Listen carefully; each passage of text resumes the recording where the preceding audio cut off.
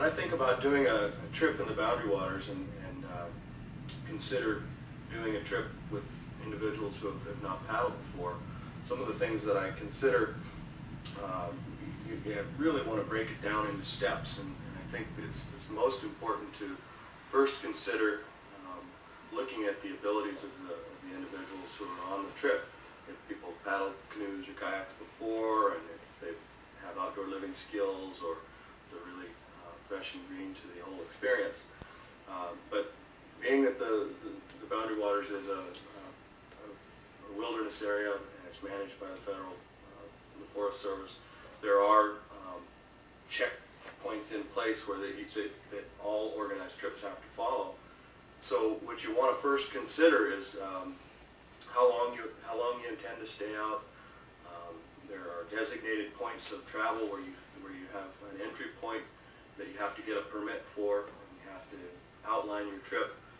for the individuals in the Forest Service, making sure that they know where you're going to be going and when you're coming out. And one of the things that I've found that's real helpful for that is to look at a guidebook. There's many guidebooks to traveling in the Boundary Waters, and they actually have trips broken down into difficulties, from rugged to intermediate to just pleasure trips. And in those, they give just brief descriptions of how long the portages are, and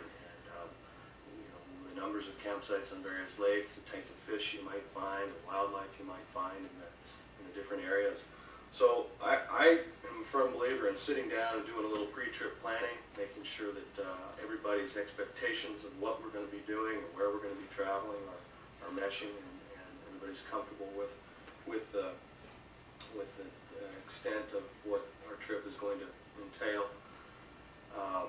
And looking at that, some of the things you have to do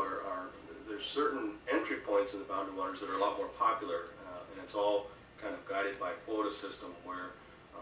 any given day X number of entries are allowed at certain points. So if you're planning to go into one of the more, say, an easier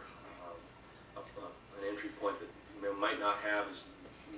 many portages, it might not be as difficult, and a lot more paddling and less portaging.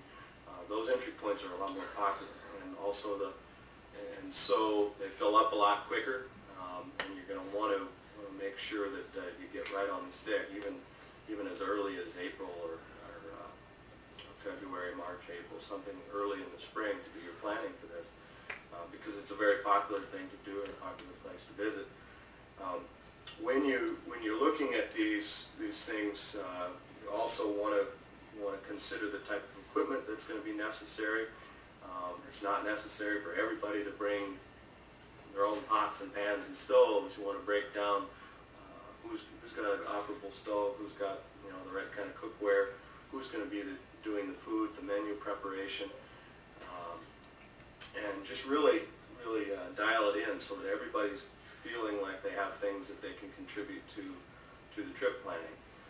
So once you've got your entry point picked out, you're comfortable with the amount of time you're going to be spending, you start to work on your menu, you get